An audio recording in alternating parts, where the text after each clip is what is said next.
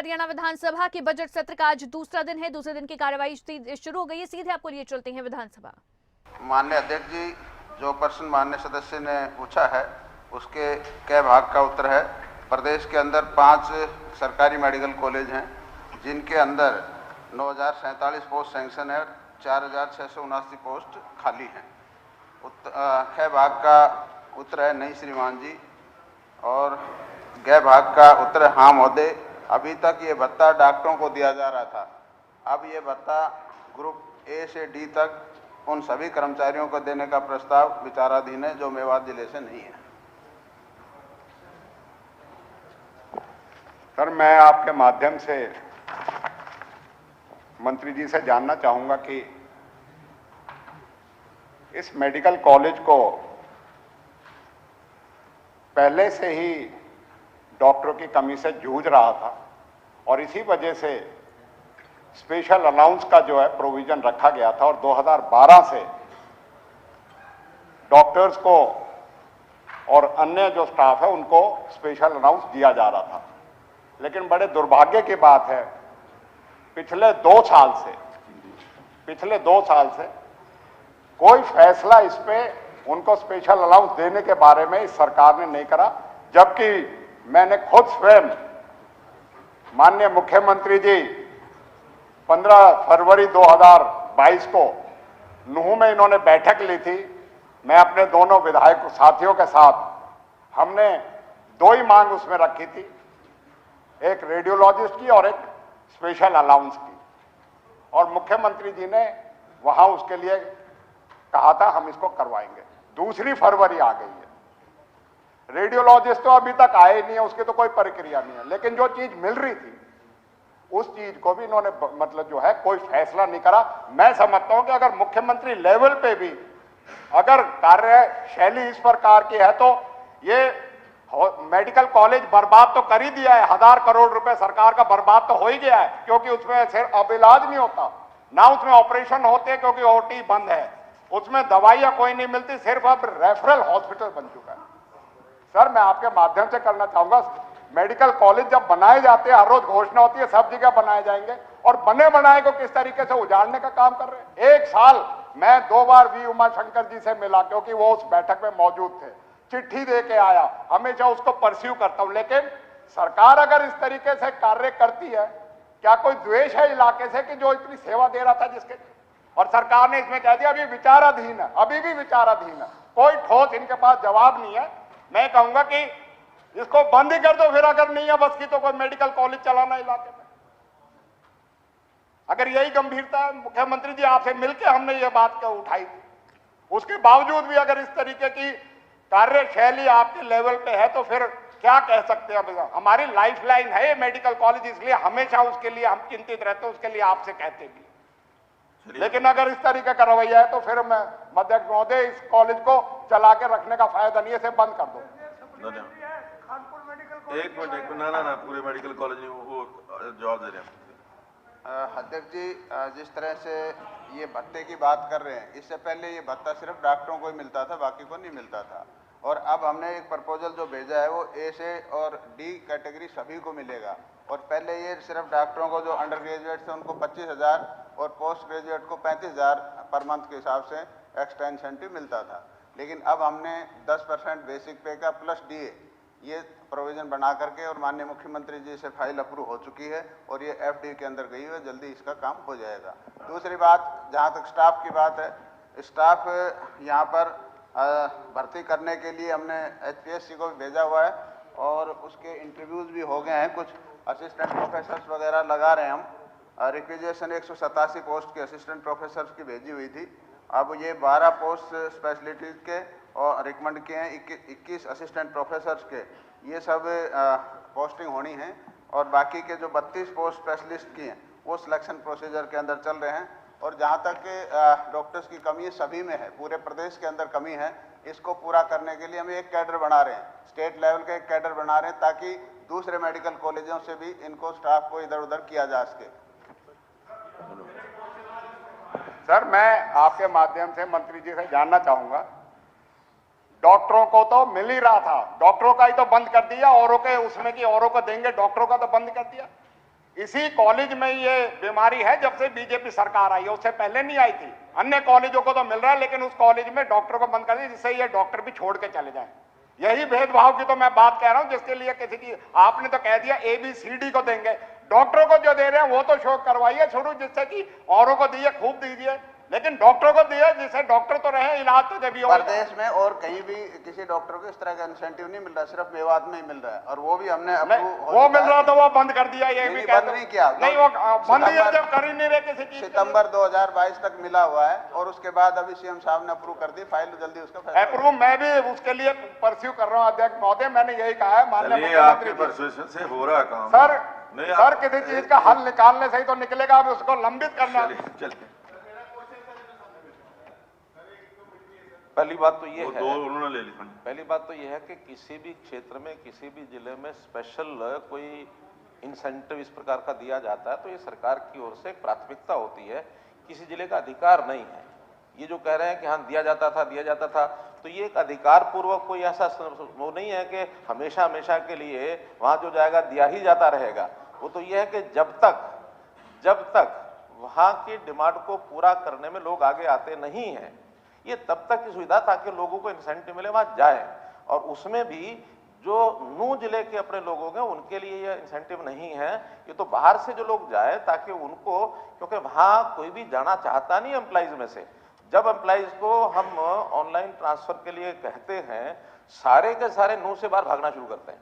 इसलिए तो इंसेंटिव इस नाते से दिया गया था।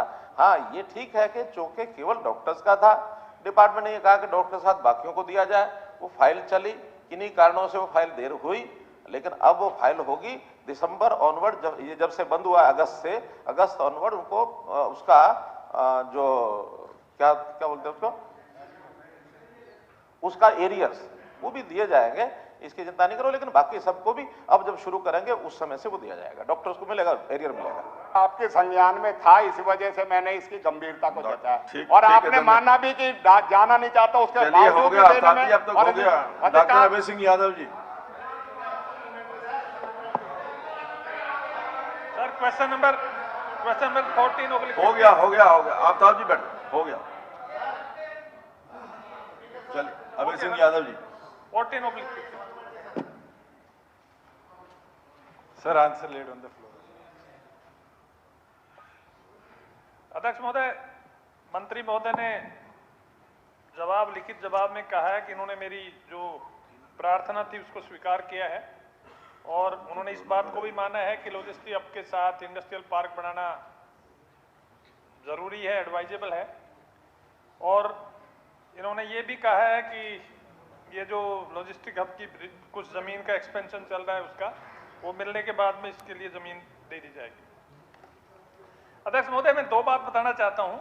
पहली बात तो ये है कि ये ठीक है कि हमारा प्रांत जो है 3-4 तरफ से नेशनल कैपिटल से जुड़ा हुआ है, लेकिन एक ट्रेंड इंडस्ट्रियलाइजेशन का जो देखा जा रहा है पिछले काफ़ी वर्षों से, वो ये है कि सारा का सारा डेवलपमेंट, इंडस्ट्री का डेवलपमेंट सिर्फ दिल्ली के आसपास के इलाकों में हो रहा है।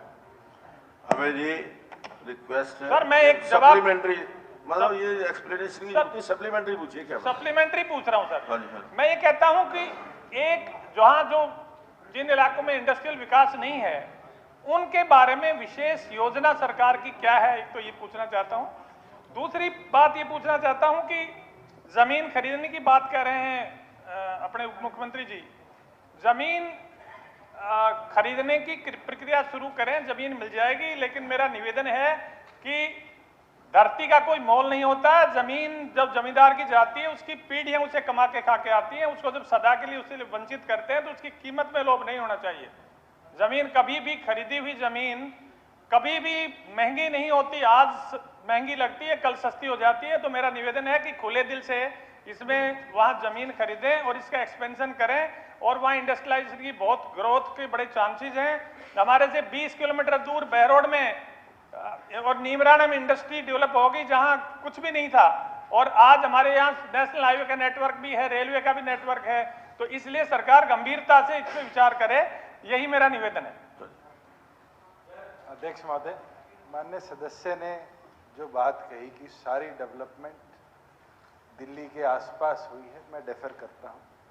हमारी सरकार के विजन के अंदर जो डेवलपमेंट हुई है वो हरियाणा के प्रत्येक कोने में हमने ले जाने का प्रयास किया है। खरखोदा जैसे कस्बे के अंदर मारुति को, सुजुकी को 900 एकड़ में स्थापित करना, उस पूरे एरिया को विकसित करने का हमारा प्रयास था। NSIDC के साथ जो ये लॉजिस्टिक हब की प्रक्रिया शुरू हुई, ये नांगल चौधरी जैसे रेतीले इलाके के अंदर एक नया डेवलपमेंट कैसे हो, इसका कदम था। हिसार एविएशन हब अपने आप में उस एरिया को एक नई कैसे स्थापित कर इंडस्ट्री दे एविएशन रिलेटेड, उसके लिए कदम। माननीय सदस्य ने कहा कि और डेवलप कैसे किया जाए। दो ही प्रयास हमारी सरकार ने कहे, तो IAS अफसर रहे हैं, उस समय एक्विजिशन चला करती थी। हमारी सरकार ने एक्विजिशन प्रक्रिया की ओर नहीं देखा। हमने ई भूमि के माध्यम से जितने भी प्रोजेक्ट्स प्रदेश में बनाए हैं उसके लिए लैंड खरीदी है। और मैं इनको विश्वास दिलाता हूं कि नेशनल हाईवे 152 DB और पुराना जो हमारा नारनौल से लेकर नांगल चौधरी तक है, दोनों के ऊपर 500-500 एकड़ की 4 साइट्स हम पुटअप कर देंगे ई भूमि पर। जहां पर भी हमें 500 एकड़ जमीन कंसोलिडेट कर दे देंगे, हम पहला इंडस्ट्रियल टाउनशिप वहां पर बनाएंगे। उसके साथ साथ मैं माननीय सदस्य को बोलना चाहूँगा, जो बात इनने कही कि पीढ़ी दर पीढ़ी जमीन से जुड़ी है, सरकार की लैंड पूलिंग पॉलिसी आ चुकी है। अगर फार्मर्स 500 एकड़ के अंदर लैंड पूलिंग कर देना चाहे तो कॉस्ट प्रोपोर्शन के हिसाब से उनको भी उस इंडस्ट्रियल पार्क के अंदर हम टाउनशिप देने, उनको हिस्सेदारी देने को तैयार हैं। मुझे लगता है इससे बड़ी win win situation industrial area develop करने के लिए और फार्मर की जमीन में उसकी हिस्सेदारी जीवन भर बनी रहे, कोई भी हरियाणा प्रदेश में इतिहास में नहीं है। मेरा आज मौका है, माननीय सदस्य से आग्रह करूंगा कि माननीय सदस्य लगकर अगर अपने क्षेत्र के अंदर इंडस्ट्रियल टाउनशिप चाहते हैं तो सरकार का और ज्यादा सहयोग करने का काम करें। धन्यवाद करता हूं कि इन्होंने जो ऑफर दी है, और मैं आश्वासन देता हूं कि हमारी तरफ से पूरा इसमें सहयोग किया जाएगा। और जहां तक विकास की बात है, मैंने ये नहीं कहा कि सरकार विकास एक दिल्ली के आसपास कर, मैंने कहा इंडस्ट्री का विकास दिल्ली के आसपास हो रहा है और कंसंट्रेशन उसमें हो रहा है। उसका ज्यादा कंसंट्रेशन में ओवरबर्डन जब होता है तो उसकी दूसरी रिजल्टेंट प्रॉब्लम्स भी साथ आती हैं। तो मेरा निवेदन है कि जो पिछड़े क्षेत्र हैं उनमें विशेष इंडस्ट्रियल इंसेंटिव देकर वहां इंडस्ट्री की ग्रोथ सुनिश्चित की जाए। धन्यवाद। जय Hind. Shri Aseem Goyal ji. Sir, question number 3। हाँ महोदय, शहरी स्थायी निकाय विभाग ने अपने online no dues certificate portal के माध्यम से सभी प्रकार के बकायों की अदायगी उपरांत नो ड्यूज सर्टिफिकेट जारी करने की ऑनलाइन प्रक्रिया बनाई है और पोर्टल दर्शाए गए बकाया कर फीस चार्जेज की अदायगी उपरांत नो ड्यूज सर्टिफिकेट स्वतः जारी हो जाता है। नो ड्यूज सर्टिफिकेट को स्थायी निकाय के अधिकारी द्वारा जारी करने का कोई प्रावधान नहीं है क्योंकि यह स्वतः जारी होता है। इसी प्रकार कोई भी नागरिक जो नो ड्यूज सर्टिफिकेट पोर्टल पर बकाया देय राशि का भुगतान करता है तो उसे नो ड्यूज सर्टिफिकेट प्राप्त हो जाता है, जो कि सरकार द्वारा संपत्ति के पंजीकरण के उद्देश्य के लिए आवश्यक किया हुआ है। राजस्व विभाग का वेब हेल्थ पोर्टल पूरी तरह से शहरी स्थायी निकाय विभाग के नो ड्यूज सर्टिफिकेट पोर्टल के साथ जुड़ा हुआ है। आदरणीय अध्यक्ष महोदय जी, मैं अगर अम्बाला शहर नगर निगम की बात करूं,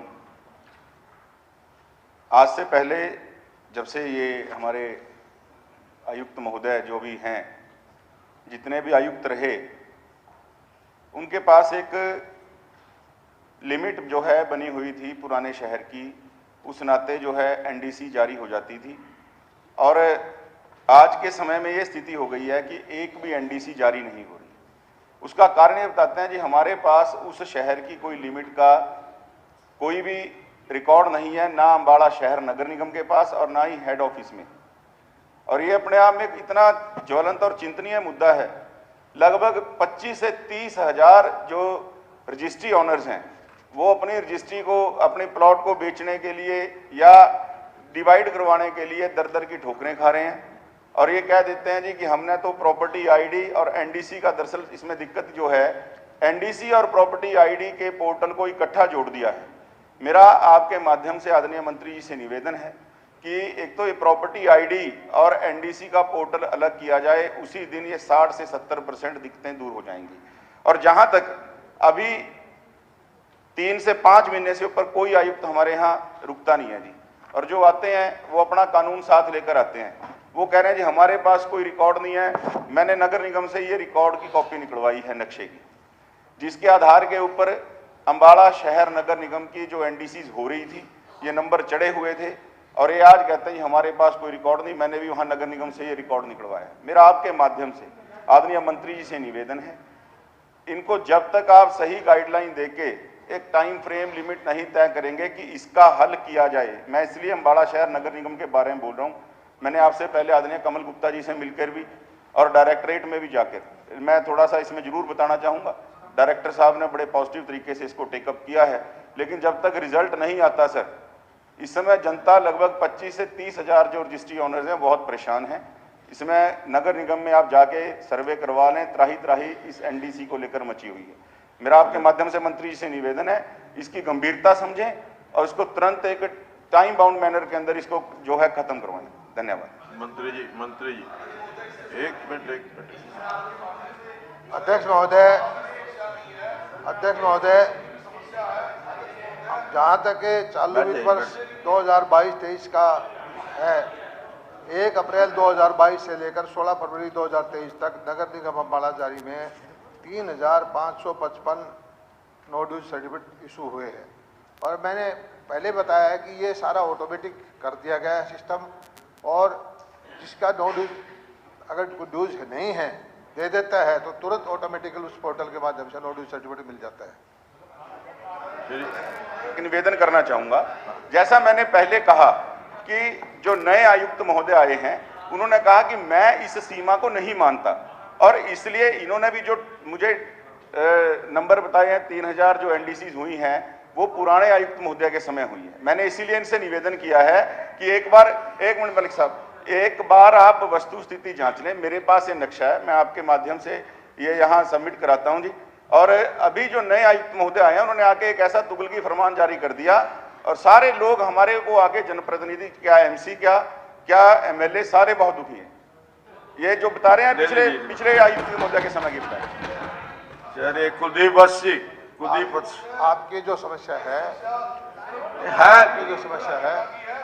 कोई नहीं, कुलदीप वत्स जी और सर नहीं, आप बैठ जाइए, वहां से बैठ जाइए प्लीज।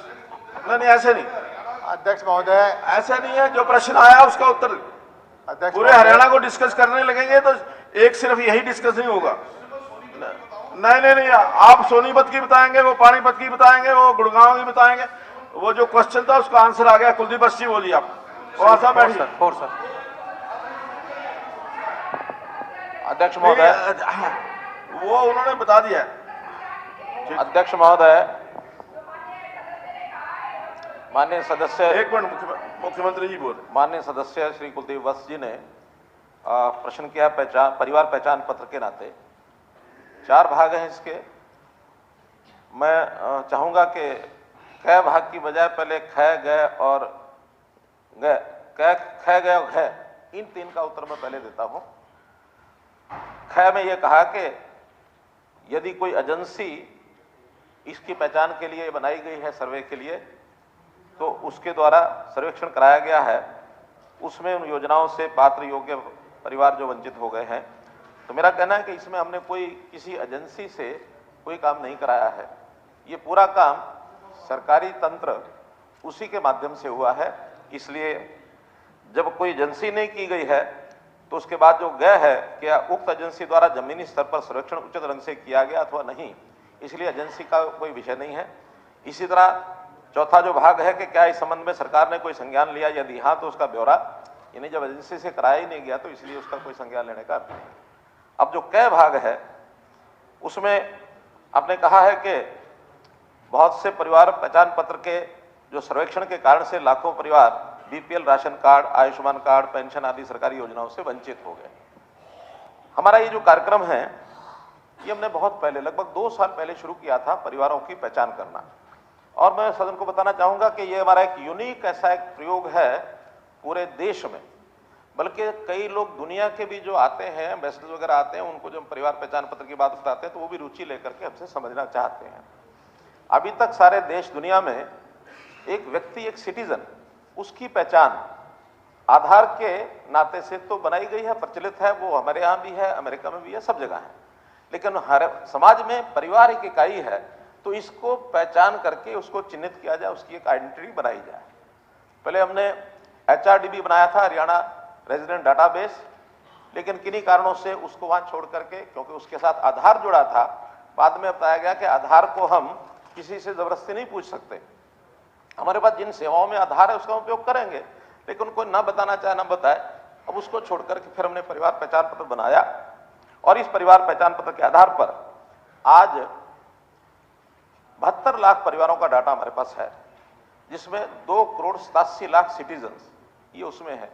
ये ठीक है, उसमें भी अभी लगभग 2.5-3% अभी ऐसा है कि जिन्होंने सेल्फ डिक्लेयर करके हमको डाटा दिया है, लेकिन अभी उसकी साइंड प्रोफार्मा जो हम करवाते हैं कि वो इससे सहमत है, उसमें अभी 3% के लोग लगभग बाकी हैं। बहुत लोग उसमें मिल भी नहीं रहे। उस समय परिवार पहचान पत्र बनवाया, हो सकता है माइग्रेटेड फैमिलीज हो, बाहर चले गए हों, नहीं मिले हों, लेकिन उसको हम कंप्लीट करके और वो पूरा करेंगे। लेकिन जिनका हमने डाटा करवाया है, उस आधार पर हमने जो BPL की व्याख्या, बोले जो पहले 1,20,000 के बाद एक्सक्लूड हो जाते थे, by exclusion they were not BPL families, हमने उसको 1,80 किया, अर्थात 10,000 रुपया महीने के बजाय 15,000 रुपये महीने की आय का व्यक्ति वो BPL माना जाएगा। इसलिए उसमें संख्या बढ़ी। तो संख्या बढ़ने के बाद बहुत लोग ऐसे थे जो एक प्रकार से बहुत पहले हो सकता उनकी आय कम रही हो, बाद में आय बढ़ गई, क्योंकि वो BPL का जो पैमाना 2011 से लगातार वही चलता आ रहा था जो अभी तक परिवार पहचान बनने से पहले था। इसलिए उस सारे सर्वेक्षण में कुछ कट गए और कुछ नए बने। लगभग 9,60,000 परिवार ऐसे थे जिनको उस समय डिलीट किया, और 12,46,000 परिवार वो नए जुड़े, अर्थात इन नेट एडिशन लगभग 3 लाख परिवार हमारे पहली संख्या से बढ़ गए। जो कटे हैं वो किन कारणों से कटे हैं उसकी जानकारी मैं दे देता हूं। 1,32,000 परिवार ऐसे निकले जो इनकम टैक्स रिटर्न भर रहे हैं, अर्थात इनकम टैक्स रिटर्न भरने वाला व्यक्ति वो साल का 1,80 से नीचे वाला नहीं हो सकता। उनकी इनकम टैक्स की रिटर्न आज भी उपलब्ध है कि कौन कितना टैक्स भरता है। तो इस नाते से वो 1,32,000 कटे हैं। जो आय निर्धारण के नाते से हमने समितियां बनाई थी जिन्होंने सर्वे किया, उस सर्वे के आधार पर कुछ पैरामीटर्स जिनका जो हमारी ब्लॉक स्तर पर भी समितियां हैं और नीचे लोकल कमेटीज भी बनाई हैं, जिसमें कोई ना कोई 2 सरकारी अधिकारी रहते हैं, एक कोई वहां का जो सोशल वर्कर उस इलाके का जो भी वहां से ध्यान में आता है उसको रखते हैं, एक कोई कॉलेज का और यूनिवर्सिटी का कोई स्टूडेंट जो उस गांव का उस इलाके का होता है वो होता है। तो ऐसे 5 लोगों की समिति, और फिर बाद में सेक्टर समिति उसको वेरीफाई करती है। उस आधार पर 3,44,000 ऐसे निकले जिनकी आय 1,80 से ऊपर आती गई, वो छोड़े गए। जो निजी क्षेत्र के प्राइवेट कर्मचारी जिन्होंने कहा कि हम कर्मचारी हैं, तो 1,95,000 वो परिवार निकले। सरकारी अथवा कंट्रेक्चुअल कर्मचारी 51,489। किसान जिनकी ये जो मेरी फल मेरा ब्यौरा में 4 लाख से ज्यादा जिनकी सेल हुई है, उनको भी ये माना गया कि इनकी इनकम 1,80 से ऊपर है। जो सरकारी पेंशन भोगी हैं 2,119 वो हैं जिन परिवारों का वार्षिक बिजली का बिल घर का डोमेस्टिक 9,000 या इससे ऊपर है, उसको भी मैंने 1,80 माना, क्योंकि एक सर्वे रिपोर्ट है कि 5% पैसा एक इनकम का वो आदमी अपने घर के बिजली के खर्च में देता है। 5% से उससे नीचे रहता, 5% से ज्यादा वो नहीं होता है। तो इस नाते से ये अभी मान लिया है। अब इसके बाद कुछ शिकायतें आई, ग्रीवेंसेस। तो लोगों ने कहा कि नहीं, हमारी तो आय जो है वो 1,80,000 नहीं है।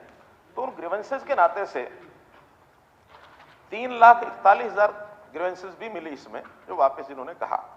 उसमें से 1,70,000 ग्रीवेंसेस रिजॉल्व कर दी और ये मान लिया कि हाँ, इनकी आय वास्तव में 1,80,000 से नीचे है, उनकी सुविधाएं सारी बहाल कर दी हैं। अभी भी 1,64,000 ये बकाया है कि जिनकी अभी ग्रीवेंसेस का सर्वे होकर के उसका फैसला होना बाकी है। तो इस प्रकार ये टोटल ग्रीवेंसेस के लगभग 50% का फैसला हो चुका है, 50% विशेष है। अब क्योंकि जनवरी में शुरू किया था इसको, अब ये महीने भर में मुझे लगता है कि इसको सारे को कंप्लीट करके, लेकिन ग्रीवेंस जिसकी ठीक पाई जाती है, एक मैं पूरा उत्तर दे दूं शाहरीलाल जी, जिनकी ग्रीवेंस ठीक पाई जाती है उनको जनवरी का भी राशन पूरा मिलता है। उनको लगातार, क्योंकि जनवरी में बंद किया था, जनवरी फरवरी मार्च यानी चलेगा, तो इन 2-3 महीनों का राशन उसको इकट्ठा भी मिलेगा, ऐसी कोई समस्या नहीं है। लेकिन इसमें जो तथ्य है वो बड़े मजेदार आए हैं। कुछ मैं तथ्य बताता हूं। यानी एक परिवार है, लेबर एक्सक्लूजन, महेंद्रगढ़ का, सुमेर सिंह नाम है, परिवार पहचान पत्र भी लिखा है, जिसने विप्रो में काम करता है। उसके पिताजी वो एम्प्लॉई है गवर्नमेंट में, तो कुल मिला के 19 लाख उनकी इनकम है साल की, और वो पीला कार्ड है उसका लाभ लगातार ले रहा था। इसी प्रकार एक कंट्रैक्चुअल एम्प्लॉई है, उसकी भी 7,66,000 रुपया कंट्रैक्चुअल एम्प्लॉई जो हेल्थ डिपार्टमेंट में काम करती है, उसका ये इनकम वहां से वेरीफाई हुई, जबकि सेल्फ डिक्लेयर्ड उसने कहा मेरी 50,000 रुपये साल की इनकम है। तो बहुत लोगों को पता नहीं होता कि इसका वेरिफिकेशन भी होगा लेबर बोर्ड से, डिपार्टमेंट से, ऐसे सब वेरीफाई करने के बाद ये सारी चीज किए हैं। गवर्नमेंट एम्प्लॉई भी हैं जिसकी सेकेंडरी एजुकेशन, उसकी इनकम है 13,05,000। ये ठीक है कि उसने अपनी इनकम डिक्लेयर भी 11,25,000 की है, लेकिन फिर भी पीला कार्ड था वो कटा है। तो ऐसे बहुत लोगों ने जिनको मान लिया कि हमारे इनकम ज्यादा है, तो उन्होंने शिकायत नहीं की।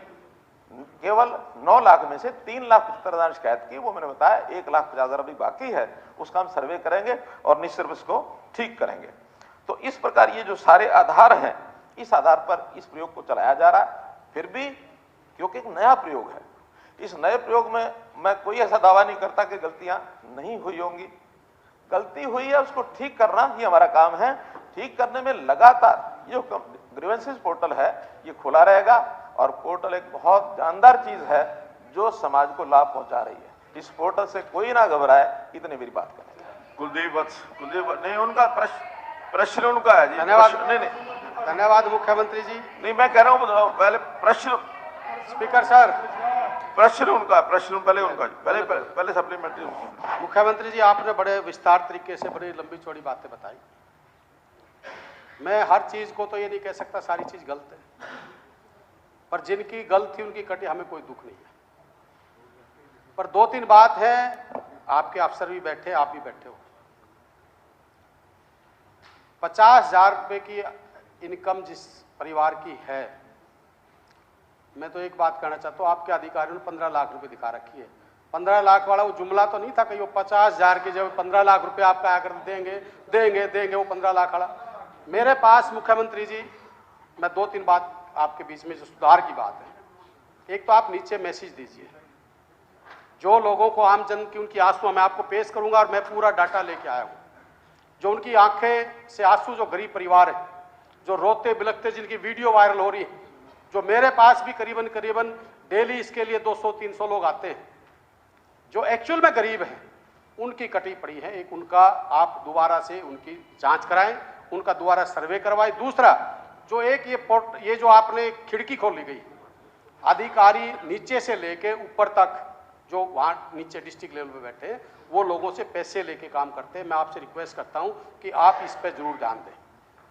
तीसरा, देखो कई चीजें ऐसी हैं, और मेरे पास सारे ये प्रूफ हैं। ये आप कह रहे हो ना कि ये नाम है, ये पूरा बंडल है, ये आप चेक करा लो कि इनके साथ नाजायज हुआ कि नहीं। 10,000 का क्रीम लोग पूरा, और हर हल्के में है। इसको या आप मानो या ना मानो, इसके मैं आपको देता हूं, जो मानो या ना मानो वो आपकी मर्जी है। क्योंकि चलो हो गया, नहीं मैं विषय ध्यान में आ गया। विषय वो अपने वो दे, मैं कह रहा हूं आप इसका सीएम साहब को दे मैं बंडल दीजिए, आप कह रहे हैं।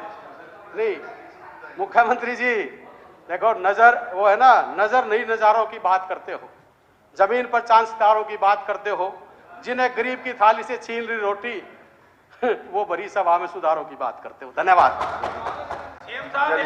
ईश्वर सिंह, मैं इनकी बात का उत्तर दे देता हूं। और आप लोगों का अभी बाद में सुनता हूँ। अध्यक्ष महोदय, ये बात ठीक कही है, जैसे मैंने भी कहा कि शिकायतें नहीं होंगी ऐसा मेरा बिल्कुल कहना नहीं है, लेकिन हमने कई जो उसके रास्ते खोले, मैं उसकी भी बात बता रहा हूँ कि उसके लिए एक ग्रीवेंसेस पोर्टल बना हुआ है, उसके लिए कॉल सेंटर है, टेलीफोन नंबर दिए हैं। सुनिए सुनिए सुनिए, लेकिन मेरा कहना हो सकता उस पर भरोसा न तो कंप्लेनेंट का हो सकता, क्योंकि वो कहता है तुरंत ठीक होना चाहिए, और विधायक हमारे जो प्रतिनिधि हैं वो भी कहते हैं कि हाँ वो तो काम नहीं करेगा, वो तो ये होगा वो होगा। मेरा अपने विधायक बंधुओं से, और केवल विधायक के नहीं, जो भी कोई इस प्रकार के पब्लिक रिप्रेजेंटेटिव हैं जिनके पास लोग शिकायत लेके आते हैं, केवल 2 चीजें आप लिख करके एक कागज पर, एक उसका परिवार पहचान पत्र और एक सिंगल 1 सेंटेंस कंप्लेंट, ज्यादा भी नहीं, कि उसकी ये दिक्कत है, इतना आप लिखें, और मैं आपको विश्वास दिलाता हूं कि वो हमारे यहाँ पहुंचा दें, चाहे मेरे ऑफिस में पहुंचा दें, प्रिंसिपल सेक्रेटरी उमाशंकर पहुंचा दें, क्योंकि हम इस सारे कार्यक्रम को मैं और उमाशंकर जी दोनों मिलकर के देख रहे हैं, डिपार्टमेंट करते हैं, लेकिन हमारी नजरों से करके, क्योंकि नया प्रयोग है और सारी जनता से जुड़ा हुआ है, 3.25 करोड़ लोग हैं, उनको हमको सेटिस्फाई करना है, तो इस सेटिस्फेक्शन के लिए गंभीरता से हम काम कर रहे हैं। मैं फिर आपको आह्वान करता हूं कि आप चाहे हर सप्ताह अपनी फाइल, हर सप्ताह अपने फाइल कागज जैसे कुलदीप जी लेके आए हैं, ऐसा ला करके मेरे यहाँ भेज दीजिए या कार्यालय भेज दीजिए, हम उनका सबका समाधान कराएंगे, किसी को छोड़ेंगे नहीं, लेकिन अन्याय किसी से नहीं होगा, न्याय सबको मिलेगा। धन्यवाद। बैठ जाइए ऐसे, ठीक है। एक इसमें और मैं बताता हूँ, सीएम साहब ने कहा कोई लिख करके भेज दीजिए। एक मैं और बताता हूँ, सुनिए सुनिए सुनिए, एक सूचना और, नहीं ऐसे नहीं, एक सूचना, अरे सुनो, एक सूचना और दे रहा हूँ, एक सूचना और। बैठ जाइए बैठ जाइए, बहुत ऐसे नहीं, अरे सुनिए सुनिए, आप बैठ जाइए, सुनिए सुनिए, अरे सुन तो लो, अरे मैंने बोला है, मैं बता रहा हूं ना, अभी भी किसी को ये लगता है, अरे सुनो, अरे बहस करने का विषय नहीं, मैं स्वीकार कर रहा हूं, बता रहा हूं। कुंडू जी बैठ जाइए प्लीज, बता तो रहा हूं। देखिए, 2 विषय से हैं इसमें, ईश्वर सिंह जी, 2 विषय ऐसे हैं जिसमें विवाद हो सकता है। एक विषय किसान की 4 लाख रुपए की सेल के बाद वो कह सकता कि मेरी इनकम 180 नहीं है, अरे सुन लो, बता तो रहा हूं। दूसरा विषय कि बिजली का बिल 9,000 रुपया है, फिर भी वो कहता है कि मेरा तो इनकम 180 से कम है, क्योंकि नहीं गलती से नहीं, पूरे साल की एवरेज है, वो साल की एवरेज है, टोटल साल में कितना होता है। सुनिए, इसके बाद भी मेरे पास कंप्लेंट आई है, क्योंकि कंप्लेंट तो हम भी सुन रहे हैं। एक व्यक्ति कहता मैं तो अपनी घर में धोबी का काम है मेरा, अब धोबी का काम है तो मैं तो अपना कपड़े प्रेस करने के लगाता हूं, तो मेरा तो ज्यादा आएगा ही आएगा, मेरी इनकम तो इतनी है नहीं। बात बिल्कुल उसकी जायज है। मेरा कहना है कि ऐसी जो कंप्लेंट्स है, चाहे वो 9,000 वाली हो और चाहे किसान की हो, भाई चलिए, अभी तो डिपार्टमेंट, अभी ये मैं क्या कह रहा हूं, अभी तो एक फार्मूला मैंने आपको बताया, बनाया, लेकिन इसकी शिकायतें, अरे सुन लो ना, ऐसा बहस का विषय नहीं है, सर्वे कराएंगे। कुंडू जी प्लीज, अरे मेरी बात सुनो, बैठ जाइए। मैंने कहा ये सारा नया कार्यक्रम है, अरे सुन तो लो, आप बार बार बोलते हो। बलराज कुंडू जी, मेरा कहना है ऐसे बिल्कुल नहीं मैं अलाउ करूंगा, कोई भी आपकी जो एक भी वर्ड रिकॉर्ड नहीं होगा, जो आपने बोला एक भी वर्ड रिकॉर्ड नहीं होगा। आप लोग ऐसी बातें जिनकी शिकायत, सुन लो, जो किसान ऐसा कहते हैं कि हमारी इनकम इतनी नहीं है, भले हमें 4 लाख का बेचा है, उनकी आने के बाद हम सर्वे करा लेंगे, और सर्वे में अगर अधिकांश सर्वे हमारा ठीक निकली किसानों की बात, तो इसको 4 लाख को बढ़ाने में हमें दिक्कत नहीं है, बढ़ाएंगे, लेकिन कहीं एक पैमाना तो लगाना पड़ेगा। आखिर पैमाना इनकम का है, पैमाना किसान का या कर्मचारी का या दुकानदार का नहीं है। ये पैमाना है, इनकम 180 है, तो अगर नीचे है तो लाभ मिलेंगे, ऊपर है तो लाभ नहीं मिलेंगे, सिंपल पैमाना है। लेकिन इसका सर्वे करने के बाद ही हो सकता है महीना 20 दिन में दोनों चीजों को हम फिर कर लेंगे पुनर्विचार, कोई दिक्कत नहीं है। Ishwar Singh ji, question number 5 sir. कोई नहीं, नहीं बिल्कुल नहीं, ये 4 क्वेश्चन सारे उसके अंदर होंगे। ये क्वेश्चन आवर है कि डिबेट का आवर है? नहीं, ये डिबेट नहीं है, ये हाँ श्रीमान क्वेश्चन आवर है। बाकी लोगों के क्वेश्चन जो आते हैं 4 या 5 हाँ क्वेश्चन, श्रीमान दिस इज जी। Not a debate period. Ishwar Nagar, ward number 2 का टीला प्लाट, वार्ड नंबर 10 का अम्बेडकर नगर, वार्ड नंबर 8 और 9 की संजय कॉलोनी, वार्ड नंबर 1 की बेगा बस्ती, वार्ड नंबर 6 की धानक बस्ती ग्राम पंचायत की जमीन पर अवैध कब्जा करके विकसित की गई कॉलोनियां हैं। ये कॉलोनियां वर्ष 1982 में नगर पालिका चिक्का के गठन से पहले की स्थापित की गई है। वर्तमान में जिस भूमि पर ये कॉलोनियां स्थापित हैं वह नगर पालिका चिक्का की भूमि है। खैर, राज्य में नगर पालिका की भूमि पर अतिक्रमण करके बसे लोगों को मालिकाना हक देने का कोई प्रस्ताव विचाराधीन नहीं है। स्पीकर सर, मंत्री महोदय ने डिटेल में खुद ही इस बात को मान लिया। पहली तो बात यह है कि ये कमेटी 1982 में बनी, उससे पहले जो बस्तियां आपको जो है मैंने लिख करके दी हैं वो आबाद हैं 82 से पहले 1964 से। और एक प्रावधान है कि जो म्यूनसिपल कमेटी बनने से पहले चीज वहां आबाद है तो आप उसको कैसे अवैध मान जाओगे? फिर भी मैं आपकी बात को तय देता हूं कि उन्होंने सरकार ने रोड बना दी, गलियां बना दी, वहां के जो नगर पालिका ने जो जितने भी फैसिलिटी दी सर वो सारी दे दी।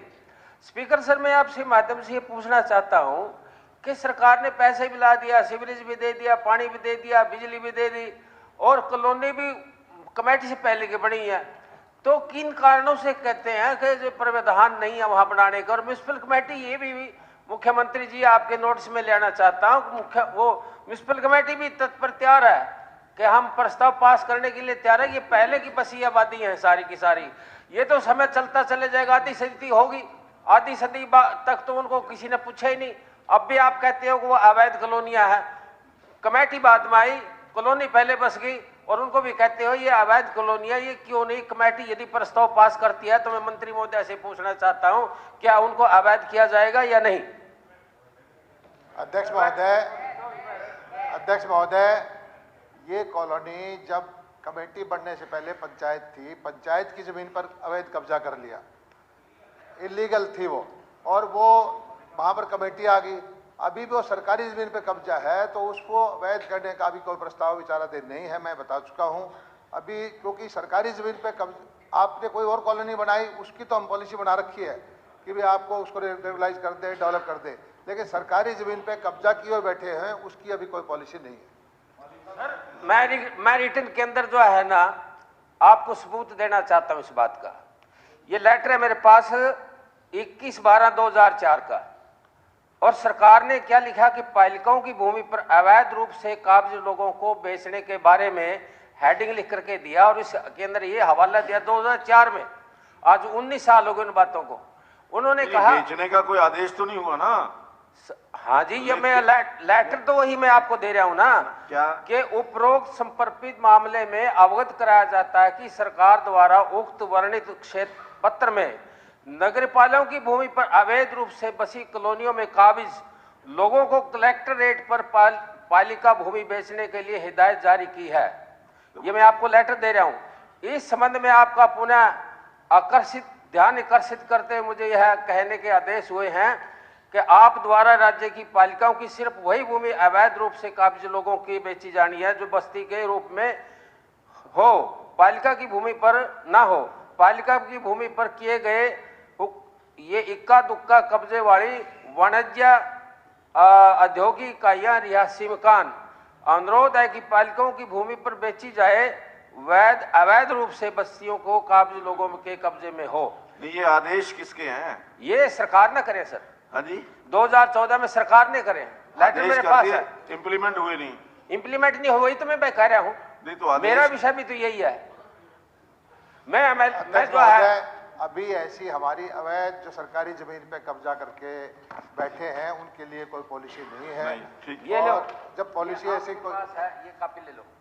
2014 वाली जो थी ये जो चिट्ठी है वो सरकार भी चली गई और अध्ययन कर लेंगे। धन्यवाद। अध्ययन के अनाउंस ही कर दो ना, ये अनाउंस तो ऐसा है कि इस पे हम विचार कर सकते थे। सोचा था एक बार कि दुगनी रेट पे जो सर्कल रेट से दुगने रेट पे अगर ऐसी चीज है कोई विचार किया जा सकता है, उसकी पॉलिसी बनाने के बारे में विचार कर रहे हैं, लेकिन आज के दिन कोई पॉलिसी नहीं। ठीक, धन्यवाद सर। एक सेकंड, इसका जवाब क्या होगा? जी हो गया पूरा जवाब। इसका तो जवाब बता दो ना, ये तो मामूली सी छोटी सी बात पूछ रहे हो। नहीं, वो उन्होंने कहा विचार कर रहे हैं, बोल तो दिया। यदि मेरे तो बीच के अंदर इसी के लिए बोला उन्होंने। सर, यदि कमेटी प्रस्ताव पास कर देते, क्या उसको मान्यता देंगे? नहीं, ये तो सरकार ने करना है, कमेटी ने नहीं जमीन करना थोड़ी है। दे सकती है सरकारी सरकार ने जमीन करना है, तो बेचने का किसी से- तय ऐसे रखा है जमीन तो कमेटी सारी जमीन थोड़ी दे सकती है। बेचने का रेट के ऊपर है। नहीं दे सकती। नहीं, सरकार ने। माननीय सदस्यगण, मैं सदन की जानकारी के लिए बताना चाहता हूं कि उड्डयन केयर एनजीओ कुरुक्षेत्र से विद्यार्थीगण एवं अधिकारीगण आज सदन की कार्यवाही देखने के लिए दर्शक दीर्घा में उपस्थित हैं। मैं अपनी तथा सारे सदन की तरफ से इनका स्वागत करता हूं। श्री इंदुराज जी। पर्सन नंबर 6 जी। अध्यक्ष महोदय, जो माननीय विधायक जी ने सवाल पूछा है कै भाग का, हाँ श्रीमान जी, 2 करोड़ 79,91,000 की जो राशि है दिनांक 17/5/2021 को मुख्यमंत्री घोषणा कोड 25284 के तहत हरियाणा ग्रामीण विकास योजना के बजट से बड़ौदा विधानसभा क्षेत्र के 26 विकास कार्यों के लिए जारी की गई है थी। स्वीकृत 26 कार्यों में से 8 कार्य पूर्ण हो चुके हैं, 9 प्रगतिधीन हैं तथा 8 अभी शुरू नहीं किए जा सके हैं तथा 1 कार्य जमीन उपलब्ध न होने के कारण नहीं करवाया जा सका है। उपरोक्त कार्यों की राशि प्रारंभ में संबंधित ग्राम पंचायतों को जारी की गई थी। मई 2022 के महीने में 21 कार्यों की राशि कार्यकारिणी अभियंता पंचायती राज सोनीपत को भेज दी गई थी। 5 कार्यों की राशि अभी भी ग्राम पंचायतों के पास हैं। अब कार्य हरियाणा इंजीनियरिंग वर्क्स पोर्टल पर ई टेंडरिंग के माध्यम से टेंडर आमंत्रित करवाए जा रहे हैं। 17 प्रगतिधीन व शुरू न किए गए कार्य 30/9/2023 तक पूर्ण होने की संभावना है। गांव जागसी सहरावत में जो चौपाल के लिए स्थान उपलब्ध न होने के कारण 1 काम की राशि वापस भेज दी गई है। स्पीकर सर, मैं आपके माध्यम से मंत्री जी को बताना चाहूँगा, जो 2 करोड़ 80 लाख रुपए जो ग्रांट दी गई थी, इसको दिए 2 साल के करीब होगी। और यह ग्रांट जो हमारे स्वर्गीय श्री कृष्ण हुड्डा जी विधायक थे, उनके द्वारा दी गई थी। जब मैं विधायक बन के आया तो मैंने डायरेक्टर से मिलके एक चिट्ठी लिखवाई थी एक्शन को, सोनीपत को, कि इनमें से कई काम हैं जो वो पूरे हो चुके हैं। जब उपचुनाव हुआ, जब वहाँ सरकार के मंत्री विधायक गए, उन्होंने वोट लेने के लिए कई इधर उधर से वो काम पूरे करवाए, लेकिन एक्शन साहब ने लिखा कि इनमें से कोई भी काम पूरा नहीं हुआ। तो उसके बाद राशि जारी की गई और जो 8 कामों का जिक्र किया, जो पूरे हो चुके हैं, ये 2019 और 20 में पूरे हो चुके हैं। एक्शन के द्वारा टेंडर द्वारा कोई भी काम आज तक न तो पूरा हुआ न कोई लगा। मैं आपके माध्यम से मंत्री जी को बताना चाहूँगा कि एक्शन के जो जवाब हैं, पंचायती राज एक्शन ये कहा कि एक काम के 17 बार टेंडर हो गया, एक काम के 15 बार टेंडर हो गया, एक काम के 7 बार टेंडर हो गया, कोई टेंडर नहीं ले रहा, इसलिए मैं कहाँ से पूरे कराऊँ। तो मैं मंत्री जी से पूछना चाहूँगा, मंत्री जी 1 मिनट, मंत्री जी, मैं मंत्री जी से पूछना चाहूँगा, जब 17 बार एक काम के टेंडर हो गए और कोई ठेकेदार उस काम को नहीं ले रहा, तो उसका पूरा कैसे कराओगे? और वही हमने कुछ उम्मीद लगाई थी कि कुछ दिन में सरपंच बन जाएंगे, अगर सरपंच के द्वारा काम कराएंगे, लेकिन वो भी हमारी तो, मैं तो सही कहूँ तो आपको, सरकार जो सरकार है वो विकास रोको प्रस्ताव लेके जो आई टेंडरिंग का, मैं यही कहूँगा, क्योंकि इसका सारा उदाहरण आपके सामने है। और उन्होंने बड़ी झूठ बोली, उन्होंने कहा कि मुडोनाड़ा गांव का तालाब में पानी है। माननीय मंत्री जी देखो ये फोटो है, इनमें कोई पानी नहीं है, सूखा तालाब है। उन्होंने बना बना पानी का। दूसरा और बताऊंगा जी, बड़ौदा ठूठानी के चौपाड़ 2019 में बन की और एक्शन कह रहा है अगर हमने टेंडर लगा रखे हैं 6 महीने में पूरी हो जाएगी, जिसमें चौपाड़ बन चुकी है। और तीसरा बताऊंगा, शामड़ी गांव में ये कह रहे हैं चौपाड़ बन की, लेकिन आप देखो जैसे ऐसी पड़ी है, पार्टी की पार्टी। मैं देखिए, देखो कहाँ चौपाड़, देखो जी आपके सामने विधायक जी, इतना इतना भ्रष्टाचार। विधायक जी, जो विभाग के द्वारा जानकारी दी गई है, जो मेरे पास है, मैं आपको वो क्लियर कर रहा हूं। आपके गांव के नाम भी मेरे पास हैं जिनके कार्य पूर्ण करवाए जा चुके हैं, हमारे इंजीनियरिंग विंग के द्वारा करवाए गए हैं। जो 9 गांव में अभी टेंडर प्रोसेस में हैं, जो जल्दी खुल के काम शुरू हो जाएंगे वो भी हैं। 8 काम ऐसे हैं जो अभी तक 2-3 बार या हो सकता है ज्यादा बार भी छोटी अमाउंट थी, 2-2, 2.5, 3-3 लाख के थे, वो भी मैं आपको नाम बता देता हूं। वो पेंडिंग है। आपके नहीं, इसमें ये थोड़ी है प्रगति कार्य है।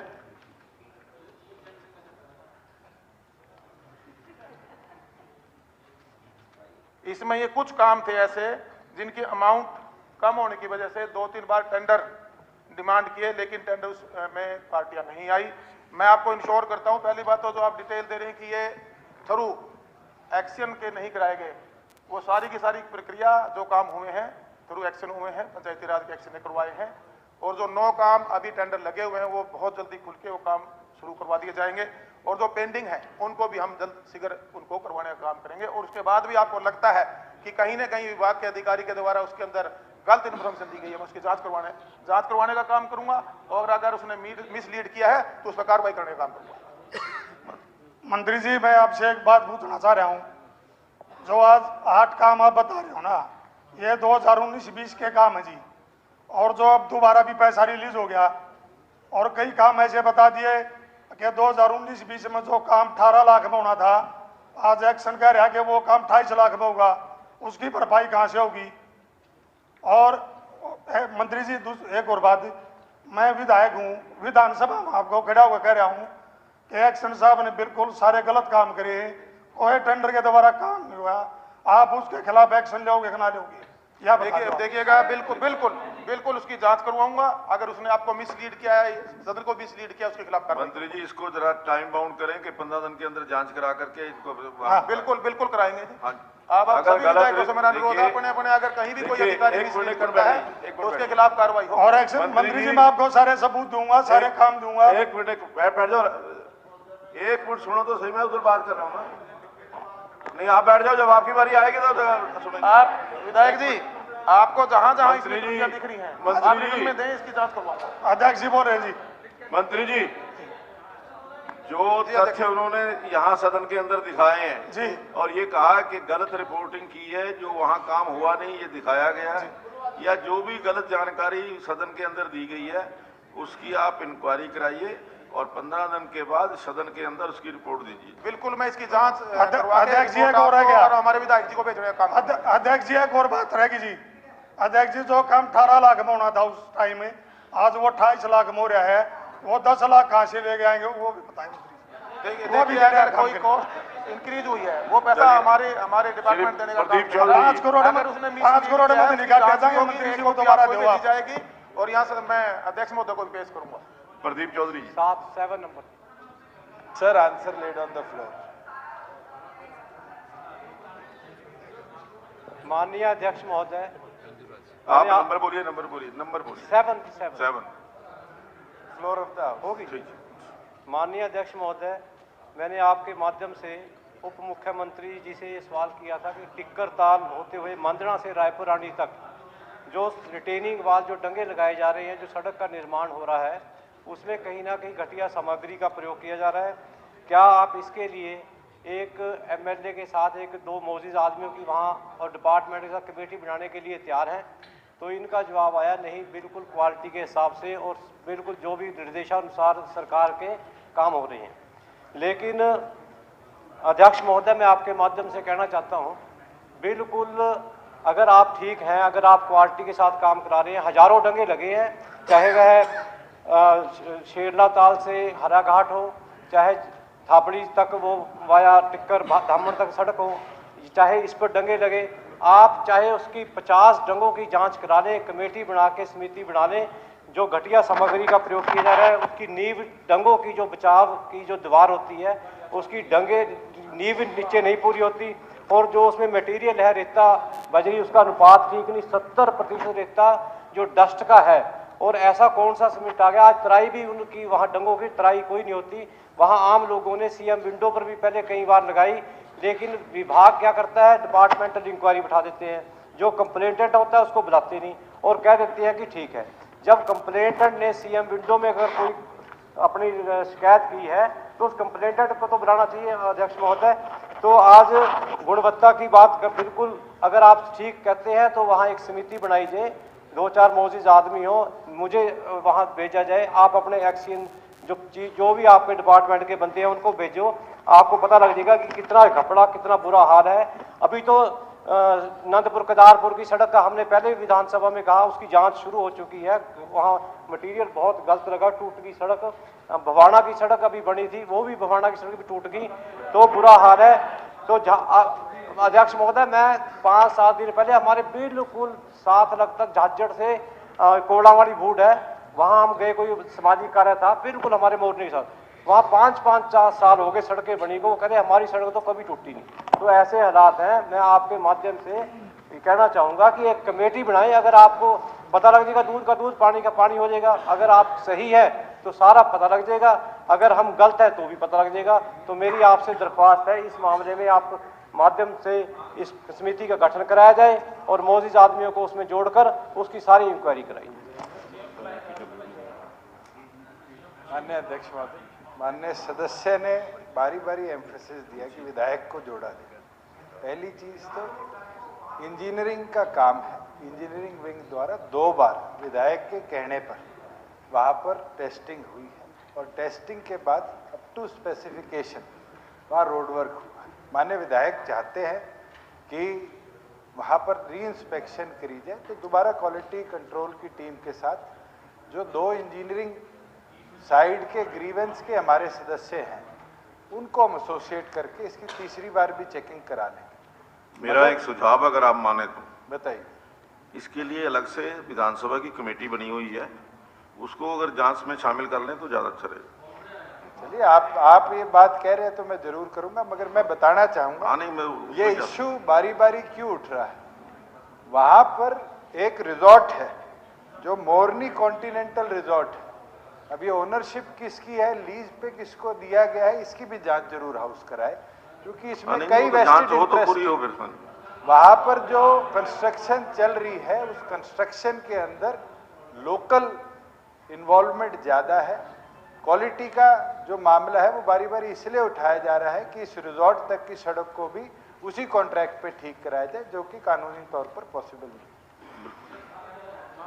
जो कह रहे हैं जी नक्शे की बात है, हमारे पास अटेस्टेड नक्शा डिपार्टमेंट से ले रखा है, उसके विपरीत काम हो रहे हैं, डंगे जो लग रही हैं उसके विपरीत है, उसकी गहराई और उसका जो पीछे से जो पिछला रदा है वह जो 90 डिग्री का होना चाहिए वह नहीं लग रहा, उसमें रेत और पत्थर भर दिया जाता है, आगे का जो स्लोप होना चाहिए वो भी ठीक नहीं है। आप इसकी बिल्कुल जांच करवाएं। मैं आपसे यही उप मुख्यमंत्री के को कहना चाहूँगा कि इसकी समिति बनाई जाए और जो वहाँ के मौजूद आदमी हैं, जैसे आपने कहा विधानसभा कमेटी 1-2 बंदे, देखिए वहाँ के लोकल इंटरेस्ट हो सकते हैं, वहाँ के नहीं है। यहाँ पे जो कमेटी हमारी बनी हुई है वही करेगी। चलो उसके अंदर विपक्ष के लोग भी हैं, सत्ता पक्ष के लोग भी हैं। हाँ चलो आप बना दो जी, कमेटी भेज दो उसको। धन्यवाद। ठीक। श्री मेवा सिंह जी, 8 नंबर। अध्यक्ष महोदय, ये विषय भी मुझे स्वयं इसका उत्तर इसलिए देना पड़ रहा है कि एकदम ये नया एक विषय हमने इसको ब्रेक के रूप में लाए हैं और वो है HKRN हरियाणा कौशल रोजगार निगम। इसमें उत्तर तो जो इन्होंने पूछा उसका यही है कि 1,06,464 जो पहले से कंट्रेक्चुअल एम्प्लॉई हैं उनको उसमें पोर्ट किया गया है और वो भी डिपार्टमेंट की सहमति से किया गया है। उसमें से पोर्ट करने के लिए जो प्रपोजल था वो 1,06,000 का था, लेकिन 95,424 लोगों ने सहमति दी, वो उसके अंदर पोर्ट हुए हैं। इसी प्रकार जो नए लोग जिनकी डिमांड डिपार्टमेंट से आती है और जो अनुभवी लोग हैं पहले से, जो हमारे पास जिसका डाटा है कि अनुभवी लोग हैं, किसी कारण से पहले कंट्रेक्चुअल थे वो छूट गई, बाद में फिर उन्होंने उसमें अप्लाई किया, तो उनमें 6,736 लोगों की जो दोबारा से डिमांड आई है, जिसमें से 4,380 बल्कि जो डिमांड आई है वो सिलेक्ट करके उनको हमने ऑफर लेटर दिए हैं, 4380 लोगों ने उसमें से ज्वाइन कर लिया है। शेष का भी समय है जो उसको ज्वाइन करेंगे। कुंडू जी प्लीज, कुंडू जी बिना इजाजत के ऐसे नहीं, ये किसी का भी क्वेश्चन होता है आप खड़े हो जाते हो, किसी का भी क्वेश्चन होता है आप खड़े हो जाते हो। नहीं, ऐसे नहीं है, बाकी हाउस के लोग भी बाकी सदस्य। आप बैठ जाइए, प्लीज बैठ जाइए, प्लीज बैठ जाइए। आप बैठेंगे या नहीं, मुझे नेम करना पड़ेगा, मैं नेम करूंगा, फिर पूरे सदन, पूरे हाउस, पूरे तो बैठ जाइए, फिर बैठ जाइए। मैं आपसे रिक्वेस्ट कर रहा हूं कि मैं एक रिक्वेस्ट कर रहा हूं कि आप बैठ जाइए। जब आप देखिए, मैं बार बार आपसे कह रहा हूं,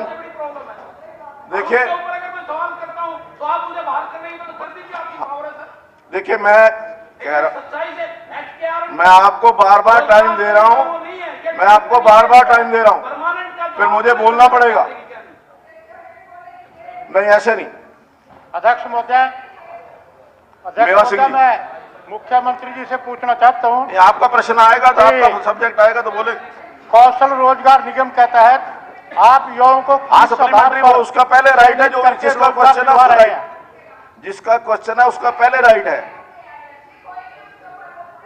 नहीं, अगर एक मुद्दे को करेंगे तो फिर शाम तक उसी प्रश्न के ऊपर हो जाएगा, कोई आगे प्रश्न आएगा ही नहीं।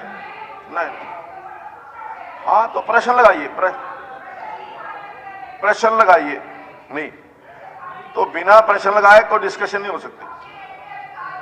सप्लीमेंट्री 2 पूछे जा सकते हैं, हाँ वो पूछेंगे। हाँ, चुप तो है। नहीं तो फिर तो एक ही क्वेश्चन होगा सारे उसके अंदर। अगर सारे लोग सहमत हों कि एक क्वेश्चन के ऊपर ही पूरा ये जो क्वेश्चन हो रहा डिस्कस हो, तो मुझे कोई दिक्कत नहीं है। नहीं, अभी भी ये क्या है, 8 क्वेश्चन, सिर्फ 8 क्वेश्चन हुए हैं, सिर्फ 8 क्वेश्चन हुए हैं। अरे रुक जाओ, ऊपर एतबार नहीं है कि उसमें इतनी योग्यता है कि प्रश्न पूछ सका। वो ठीक प्रश्न पूछ रहा है, उस पर ही करो ना आप। नहीं, आप उस पर विश्वास रखो कि वो विस्तार से प्रश्न पूछ सकता है, आप उस पर विश्वास रखो ना जी। देखिए आप अध्यक्ष महोदय, मैं मुख्यमंत्री से पूछना चाहूंगा कि कौशल रोजगार के तहत आप यूं किस आधार पर चयनित करके रोजगार दिलवा रहे हैं? क्या ये परमानेंट रोजगार है या कितने समय के लिए रोजगार दिया जा रहा है? अध्यक्ष महोदय, पहली बात तो यह है कि ये व्यवस्था शुरू क्यों की गई, क्योंकि बहुत से एम्प्लॉइज जो हमारे आउटसोर्सिंग पर ठेकेदार प्रथा के माध्यम से आते थे और लगातार एम्प्लॉइज के और भिन्न ऑर्गेनाइजेशन ने कहा कि इस ठेकेदारी प्रथा को किस तरीके से खत्म किया जाए, क्योंकि ऐसे आउटसोर्सिंग के जितने भी कर्मचारी हैं उनका शोषण बहुत होता था। न उनको ईपीएफ का लाभ मिलता था, न उनको ईएसआई का लाभ मिलता था। तो इस प्रकार की बहुत सी समस्याएं थी, जिसमें से लंबे विचार के बाद हमने कहा कि ठीक है, आउटसोर्सिंग रखना तो सरकार को पड़ता ही है, क्योंकि जो स्थायी नौकरियां हैं उसके लिए हमारी व्यवस्था अलग है। वो स्टाफ सिलेक्शन कमीशन है, वो एचपीएससी है, या कहीं कहीं जो अलग से व्यवस्थाएं जो बनी हुई हैं वो सब परमानेंट की अलग से हैं। लेकिन जहां आउटसोर्सिंग किसी डिपार्टमेंट की, इमीडिएट डिपार्टमेंट की डिमांड है, उसको ठेकेदारों के माध्यम से लिया जाता था। उसके लिए ये बनाया गया है एचकेआरएन। और इसमें भी ये ठीक है कि ये बिल्कुल अस्थायी नौकरी है, 1 साल के लिए होती है। 1 साल के बाद उसको जैसे बाकी भी पहले भी उसकी एक्सटेंशन मिलती है तो उसी हिसाब से ही होगा। ये कोई परमानेंट नौकरी नहीं है। परमानेंट नौकरी का तो अलग से हमने, जैसे ग्रुप डी यानी ग्रुप सी का भी सीईटी हुआ है, अब उसमें से नौकरियां लगभग 30-35 हजार की रिक्वेशन आ गई है। उसी के बाद ग्रुप डी की है, उसके भी सीईटी होना है, वो सब प्रक्रिया अलग है। ये तो तुरंत इमीडिएट आवश्यकता को पूरा करने के लिए एचकेआरएन के माध्यम से करते हैं। अब इसमें किस आधार पर करते हैं, आधार जो पूछा है, इसमें हमारा बिल्कुल ट्रांसपेरेंट एक आधार है। और इस आधार के हिसाब से मैं कह सकता हूं कि एक पोर्टल बनाया गया है, ट्रांसपेरेंट है। उसमें पहली प्राथमिकता जो पहले से एक्सपीरियंस लोग हैं उनको लिया जाता है। अगर एक्सपीरियंस लोग उपलब्ध ना हो तो फिर उस पोस्ट के लिए उसी पोर्टल में एक एडवर्टाइजमेंट दे करके कि ये हमारे पास इतनी सीटें हैं, अगर कोई और अप्लाई करना चाहता हो अप्लाई करे। उसकी सैलरी भी निश्चित है, लेवल 1, लेवल 2, लेवल 3, लेवल 4 जो एक आउटसोर्सिंग की होती है वो की गई है। और इसमें भी बिल्कुल एक रैंकिंग के हिसाब से जो मेरिट लिस्ट उसकी बनी हुई है, उसमें सबको पता होता है मेरी मेरिट लिस्ट क्या है। इसके अंदर बिल्कुल मार्क्स दिए जाते हैं कि उस परिवार की वार्षिक आय ये कितनी है। कम आय है उसको प्राथमिकता दी जाती है, क्योंकि ये वेलफेयर स्कीम के माध्यम से हम चाहते हैं जिसके घर में मानो नौकरी नहीं है, गरीब है, उसको कम से कम आउटसोर्सिंग का अवसर मिल जाए। दूसरा, उस उम्मीदवार की आयु भी जो एक मध्यम आयु काम करने की लगभग 30-35 साल है, उसको ज्यादा वेटेज दी जाती है, क्योंकि उसकी उम्र ऐसी निकल रही है, उसको कम से कम इस स्टेज पर भी कोई और काम नहीं मिला है और वो इस नौकरी पर आना चाहता तो उसको ज्यादा दी जाती है। कौशल योग्यता उसकी कितनी है, यानी उसकी क्वालिफिकेशन क्या है। फिर उसने सीईटी का एग्जाम पास किया है, उसके अलग से 10 मार्क्स है। फिर उसकी सामाजिक आर्थिक मापदंड, जैसे हम 5 नंबर देते हैं कि जिसके घर में एक भी नौकरी नहीं है, या और जो हमने 5 नंबर अलग से रखे हुए वो उसको देते हैं।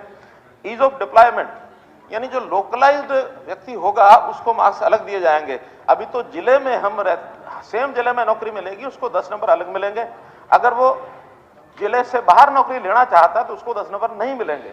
अब तो आगे हम सोच रहे हैं कि शिकायतें मिल रही हैं, बहुत दूर दूर उनको नियुक्तियां मिल जाती हैं, वो पहले तो ले लेते हैं, बाद में शिकायत करते हैं मुझे तो 100 किलोमीटर दूर जाना पड़ रहा है, मेरी सैलरी कम है। हम सोच रहे हैं कि ब्लॉक में ही, क्वेश्चन नहीं है ना,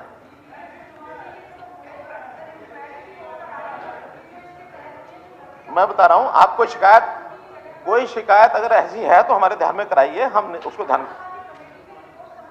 हाँ, तो मेरे पास नहीं आई अभी, हमारे पास आएगी।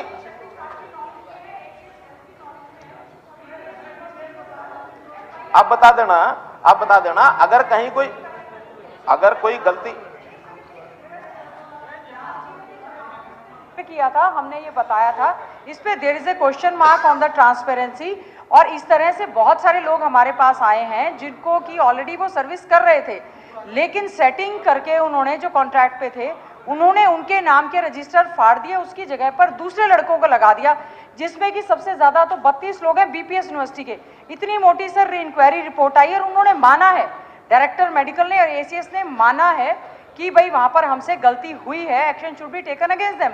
तो सर आपसे हमारा अनुरोध है, इस तरह के मामले जो संज्ञान में आए हैं उनके खिलाफ कार्रवाई जरूर की जाए। ठीक है मलिक जी, ध्यान में आ गया, मुझे ध्यान में आई ये केस, ध्यान में है। देखिए अध्यक्ष महोदय, पहले जितने भी कंट्रेक्चुअल एम्प्लॉय रखे जाते थे उसकी सूची प्रदेश में नहीं होती थी, केवल एक संख्या होती थी, और जिसने कंट्रैक्टर पर लगाया, और ध्यान में केस, अरे ध्यान में है केस, वो ध्यान में है, मैं बता रहा हूं ना वही कि ये सारी चीजें नीचे नीचे होती थी। और जब भी मानो उसमें से 4 लोग छोड़ के चले गए तो वो अपनी मर्जी से ही 4 लोग और रख लेते थे, क्योंकि सैलरी 4 लोगों की मिल रही है, उसका उपयोग वो करते रहते थे।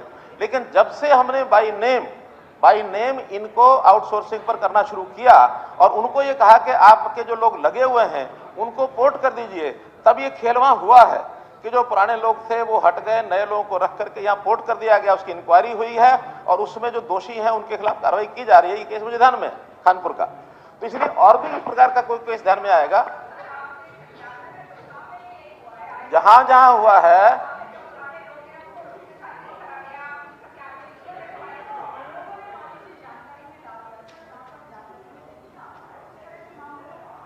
नहीं, ऐसा है कि उसका रिकॉर्ड मैंने बताया कि जो पहले वाले लगे हुए हैं उसकी जानकारी नीचे से लेके ही हमको पोर्ट करना पड़ेगा इस पोर्टल में। अब जो जानकारी नीचे से आएगी उसमें कोई शिकायत मिलेगी तो उसकी इंक्वायरी होगी, वरना तो वो सारा रिकॉर्ड हमारे पास नहीं है कि कौन व्यक्ति आउटसोर्सिंग पर कितने साल से कहां लगा हुआ है। मेरा कहना है उसकी जानकारी हमको दे दें, आप दे दें उसकी जानकारी, उसकी इंक्वायरी कराएंगे, धन्यवाद धन्यवाद मलिक साहब। नहीं हो गया, प्रश्न हो गया।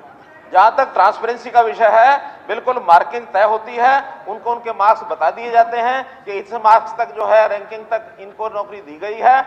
इनमें से कोई ज्वाइन नहीं करने आएगा तो दोबारा से जो उसके नीचे वाले लोग होते हैं उनको उनकी ऑफर ली जाती है। जो ऑफर एक्सेप्ट करता है वो उसमें आता है, जो एक्सेप्ट नहीं करता तो 15 दिन में उसका नाम, उसकी ऑफर भी समाप्त कर दी जाती है, नए व्यक्ति को भेजा जाता है। मलिक साहब एक मिनट मेरी बात सुनिए। अगर आपके पास कोई पेपर्स हैं तो वो मुख्यमंत्री जी के पास दे दीजिए, इसकी उन्होंने इंक्वायरी कराई है, अगर उसके अंदर कोई कमी रही है तो और देख लेंगे। तनख्वाह और किसी को दे दी। नाम पोर्टल में और किसी का भेज दिया, अटेंडेंस है लगाई हुई। ये पेपर एएसपी की इंक्वायरी है, इसमें पैसे का लेन देन हुआ है। पेपर ले ली, मैं रखूंगा जी, बाद में दे दूंगा। ले दो, अभी दे दो, बाद में क्या? ये लंबा है, देखो एक्सप्लेन भी करूंगा सारी चीजें। हाँ जी, एक्सप्लेन करूंगा, इसमें बोल लूंगा। अब हो गई बात, तो हो गई। हाँ जी, ले ये हाजिरी भी है, तनख्वाह और किसी को दी। माननीय सचिव, बस दे दो, ये वो लड़का है उसको दे दो, वो पहुंचा देगा। माननीय सचिव, अब प्रश्नकाल समाप्त होता है।